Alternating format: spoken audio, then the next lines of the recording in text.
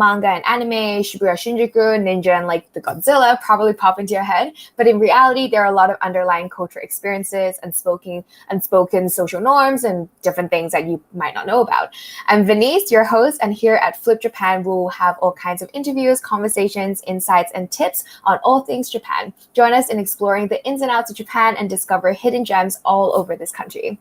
Today, I'm super honored to be joined by Julie from Juliexjapan to talk about her experience as a volunteer for the Tokyo Olympics. How are you doing today? Thank you so much for joining us. Yay, thanks for having me. Yay. And yeah, I'm doing good. I am finally rested after the Olympics. Yay. So oh my gosh, yeah, true. my volunteer shifts are all done. So yeah, I've just been resting for the last week. Yeah. Which is great. For those of you that don't know Julie, she's freaking awesome. Do you mind just telling us a little bit more about yourself and your journey in Japan? Like, how did you even get here? Yep, sure. So I'm Julie. And yeah, I'm usually on Instagram as Juliexjapan. I also have a YouTube, but it's a little bit on a hiatus. It's Omunomu.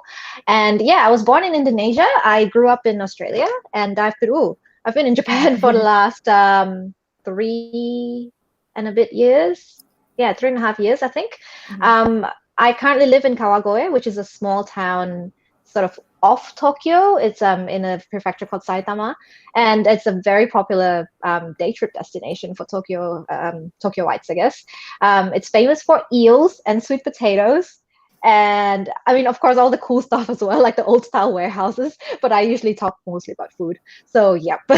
And yeah, I love oversharing my life on Insta, especially I guess my food and my snacks and things like that. And what else should I share?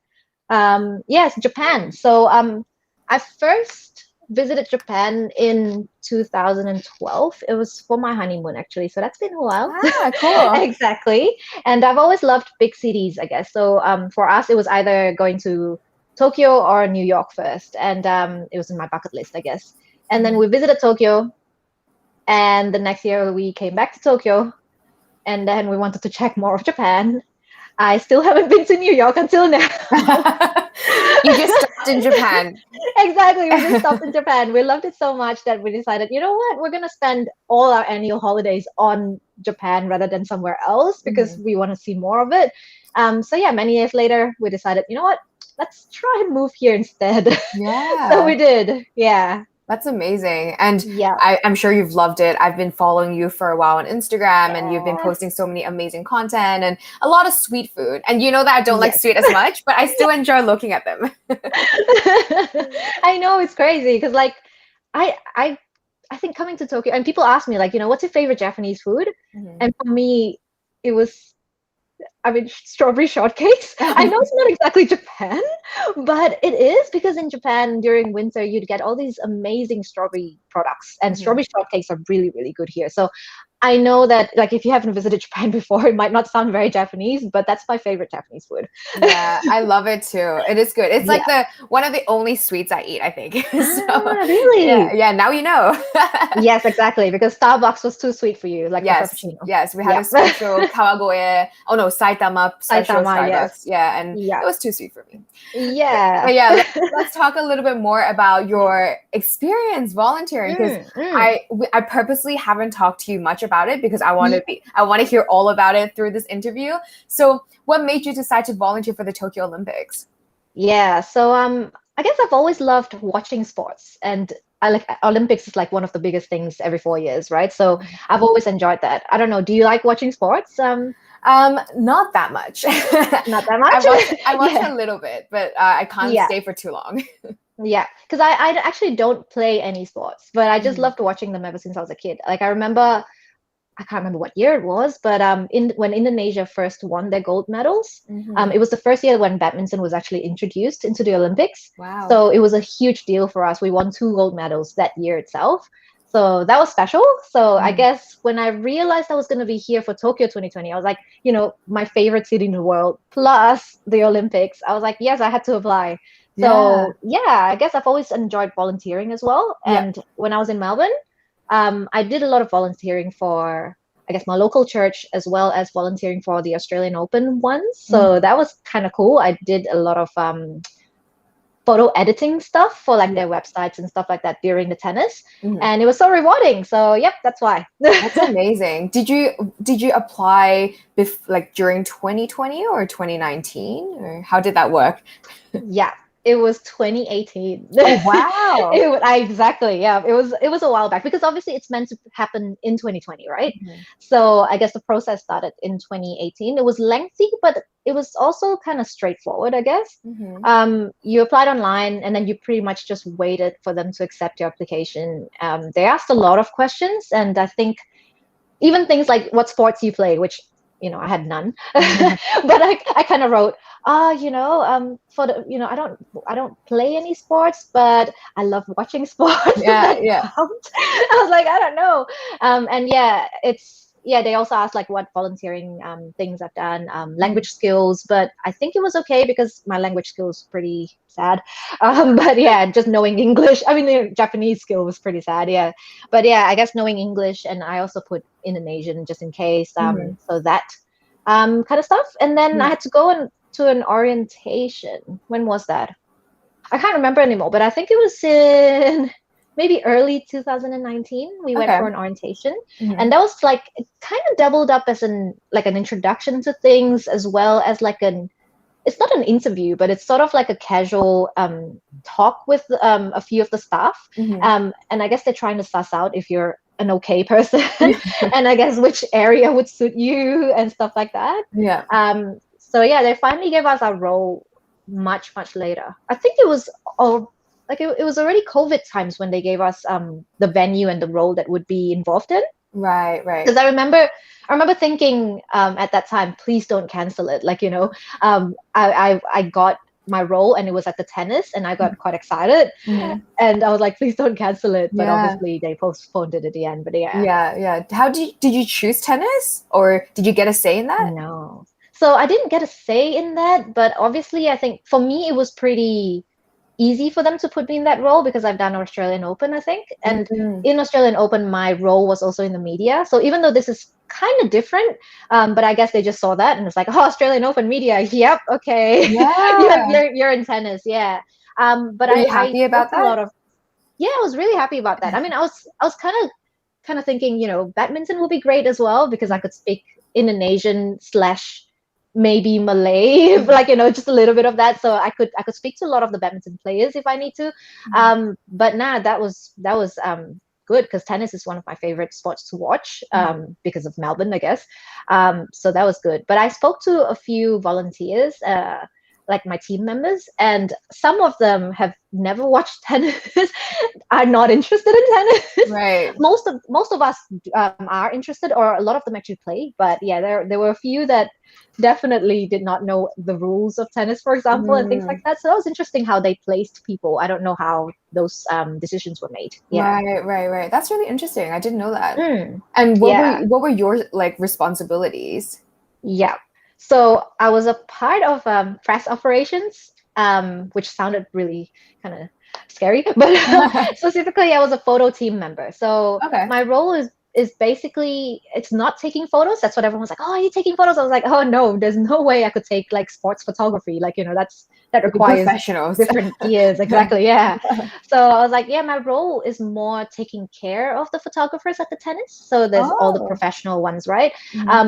If they have questions on where to go, where do we shoot? But to be honest, a lot of that stuff was taken care of by the fact that there was no spectators. Because they were free to roam around because there was not a lot of people anyway. Right. There were, of course, areas that were a bit off limit or whatever, but they were free to roam around. We let them pretty much sit at any spot to take photos.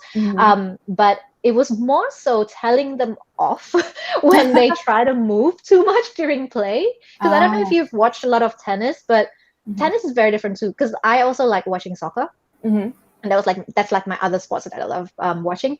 But when we would go to soccer matches live, you could scream on top of your lungs and nobody would bat an eye because everyone else is also screaming on top of your lungs. Yeah. And you would have your phone not on silent, and even if it rings, I wouldn't hear it. Yeah. So that's how loud it would be. But in tennis, very quiet. It's very quiet. Yeah. So photographers are not allowed to move.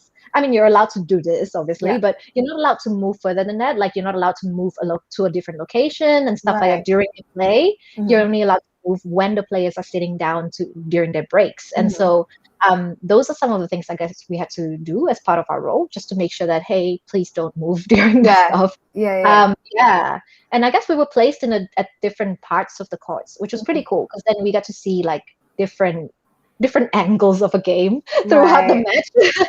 Yeah. So usually by the entrances. So if a photographer was to come in during a play, we would say, hey, please wait until whenever, and then we'll, let them in and stuff like that. Okay. And so we rotated during the day. We had pretty much like a 30-minute shift of standing still, and then after that 15 minutes break, and then we repeat that stuff. And oh my gosh, because I'm so not active as a person, right? Like, I just don't do any exercise, and standing still was harder than actually walking around. Like, I got like you can't stretch your I legs. didn't You have to stay at realize. the same spot, right? Yeah. Yeah, it How was long so did you have tiring, and I to didn't realize Yeah, it. how long did you have to stand for? So yeah, 30 minutes and then 15 minutes break, 30 minutes, Oh, so right. on. And it was, the shifts were, I don't know, like 6 hours, but of course, it went by pretty quickly, because after like 3 shifts, that's already a few hours, True. went by, and we would have lunch and stuff like that. Yeah. So it wasn't too bad in terms of how they've done it. And I think they've done a really good job. I felt like the managers and the staff were really nice. Mhm. Like, they tried to, they wanted us to enjoy the game. Like, they wanted us to enjoy our volunteering experience and to enjoy the matches. Of course, we still have to do our job. Like, we still have to look around instead of just looking at the match, because that's the whole point. Yeah. But yeah, I think they tried their best to make sure that we had a good experience throughout, even though it was tiring and hot. Yeah. Yeah. And what was it like watching it like literally inside the court, right? Because like a lot of the time when you're watching sports online, you're like, oh yeah, like I can kind of feel the atmosphere, but like imagine being there. Like was it really interesting to be so up close with the athletes? It was really cool. Like, even in the first few days before, because we had training sessions before as well. Right. And during that time, the athletes were there already, but the matches haven't started yet, right? So, during that time, we got to see them practicing, which was kind of more relaxed, I guess, in a way. And it was really good just to see them so close. Wait, can you hear all my notifications? I'm gonna try to switch off notifications. I can't hear anything. It's okay. Okay, cool, good. Because I was like, there's pinging in my ear. Can't hear anything. But anyway, yeah. And so, I think that was really fun to kind of see them, and then spotting different players that I'll be like, oh, that's Djokovic. Oh my gosh, that's Zverev. All the famous players and stuff. So that was really cool. Because of COVID, we weren't allowed to stay too close to the players. We had to keep like a 2-meter distance within each players, as well as the player box, which are like the families and stuff like that. Yeah, but all in all, I think it was a good experience. Yeah. Did you get to like talk to any of the players or take photos with? I mean, you have to stay 2 meters away from them. And we were not allowed to take photos or ask for signatures during our shifts. Yeah. But of course, after our shifts, the games were either over or not over yet. The next shifts were coming in, so it wasn't like it was an easy task to find players to talk to after. Right. But it was fun enough, I guess, to see them play in such close proximity, I guess. Yeah. That's so cool. And what was the food like? Because I follow you on Instagram, obviously, and I just see your food all the time. So tell me more about the food. Yes.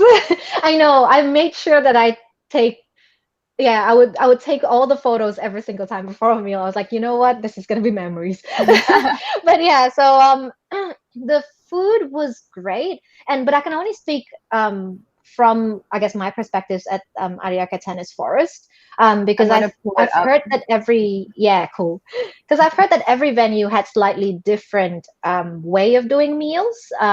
So where I was at the tennis, every day we got to choose from 4 different bento. So they were like, pick whichever one you want. Usually there would be 2 rice dishes and 2 bread ones. I think you've got the bread one. Yeah, 2 rice dishes. Yeah, that's the bread one. Yeah. So and 2 rice dishes, on the other 2 side. bread ones. Yes, that's right. Somebody else having. That was when I realized that I ate faster. Like I ate bread faster than I ate rice, and everyone was so like I don't know why, but they ate so fast. And because I ate with my team, and I was like, I'm feeling really left behind. I was like, I need to eat faster. So I was like, you know what? I ate bread faster. So I was like, yeah, this is it. Yeah. Yeah. So those two options, and then they also would give us like a little chocolate bar you can choose from, a drink from the vending machine. Coca-Cola's our sponsor, so I guess everything was yeah, Coca-Cola brand, because Yeah. in Japan it's not just Coca-Cola, right? Yeah, Yeah. there's like It's like tea and everything tea, else. water. Exactly. So they've got everything there, and you can yeah, just choose one for every meal, as well as an ice cream. That's Oh, the nice. most exciting part. After every meal? Yes, so after Wow. a meal, you get to pick an ice cream because I think it was really, really hot, right? So they're trying to Right. make sure that you cool down and stuff like that before your next part of the shift. So yeah, we got to pick an ice cream. I was really happy. Amazing. But yeah, I feel like the highlight for your volunteering, from my perspective, checking out your Instagram story, was the food and the ice cream.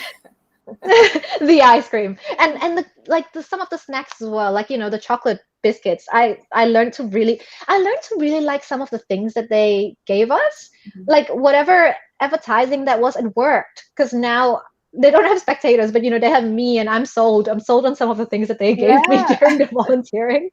Oh I was my like, God. I want more.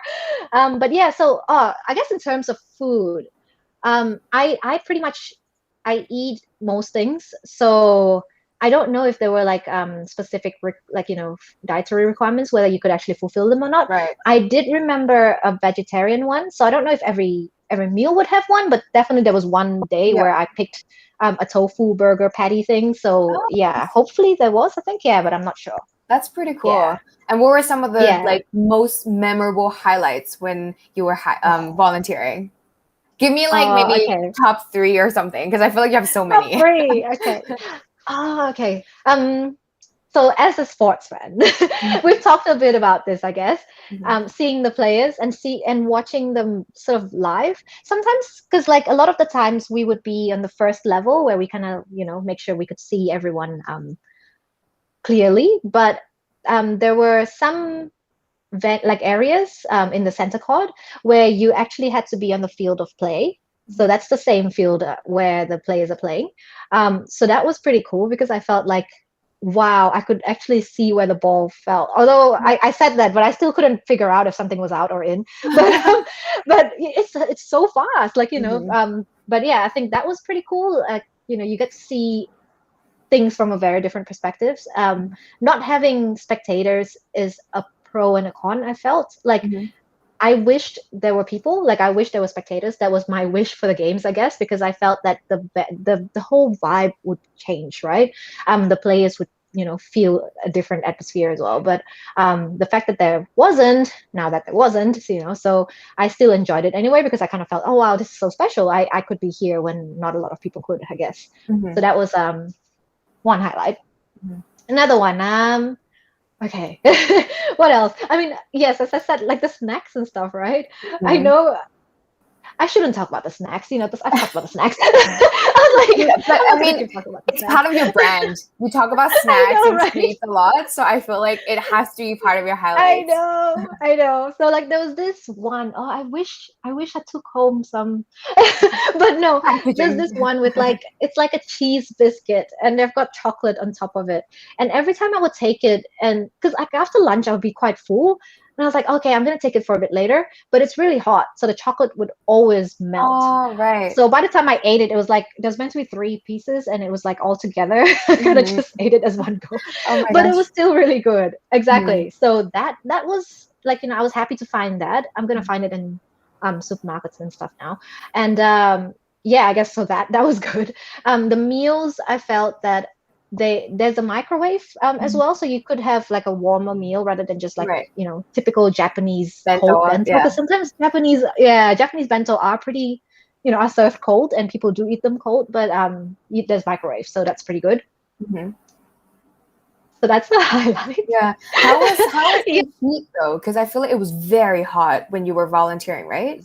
Really hot. It was really, really hot. I think I don't know. I felt like it was so hard on everyone. Like everyone was struggling, but at the same time we were excited. So we we tried to keep cool. Yeah. But yeah, they did supply us with things that I think would be good, I guess.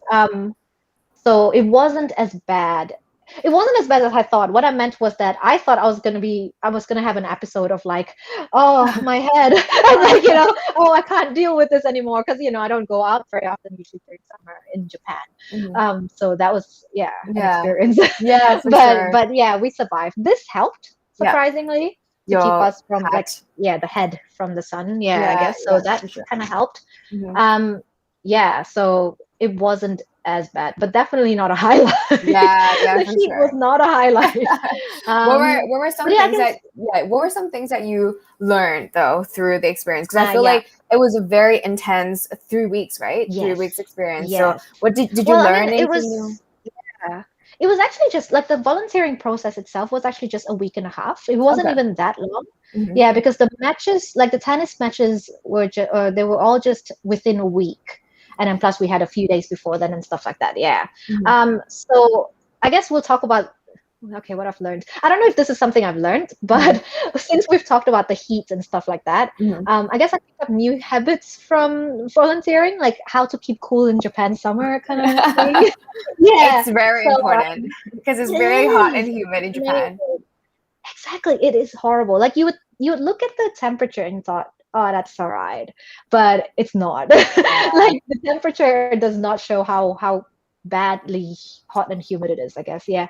So the three things that were provided to like each volunteers were salt tablets, and then Aquarius, which was like a isotonic drink, as well as cooling towels. Wait, I've got the cooling towel here somewhere.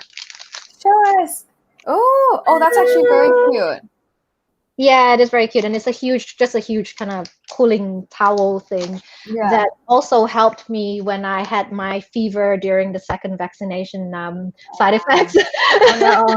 But yeah, so those three things I've never really used them in my daily life, I guess, before this, but they helped a whole lot. Like the salt tablets with water, I guess helped just to kind of keep some hydration in me. And Aquarius, as I said, like isotonic drinks, I never needed them because I never had to do any strenuous exercise in my life. But I tried to steer away from all that, and so now that I tried that, I was like, you know what? I'm gonna stock up some every single time, and make sure that I pack one in my bag.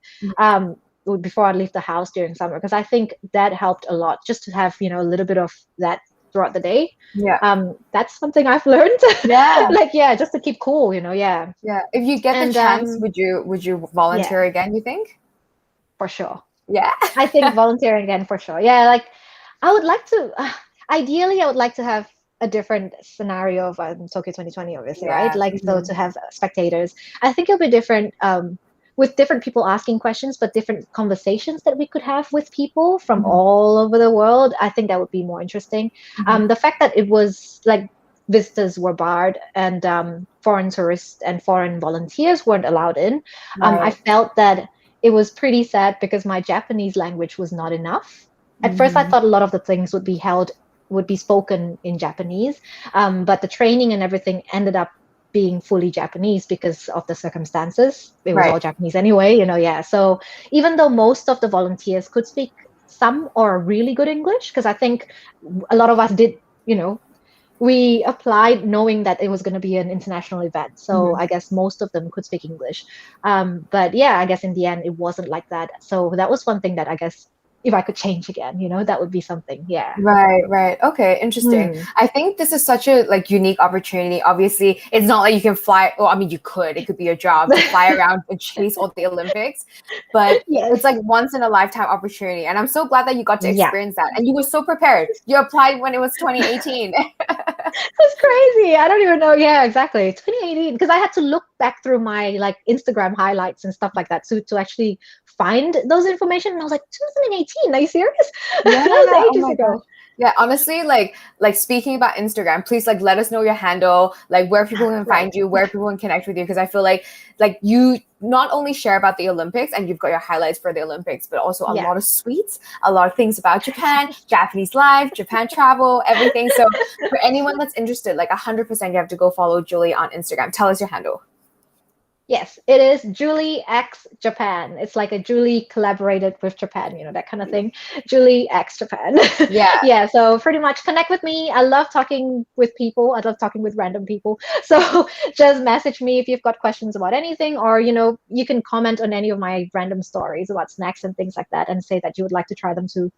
I enjoyed that. Yay! Yay! Awesome. I'll Yes. make sure to put it in the description box for anyone that's interested. And you have to, Okay. and you should follow Julie. And thank you so Thank much for you. hopping onto this interview. We're gonna definitely Thank have you. more collaborations coming soon. Yes. We're probably gonna hang Yes. out again very soon as well. So Yes. make sure to follow. Thank you so much for making time to talk today, and I will talk to you soon. Yes. And Bye. thank you so much. Thank you so much.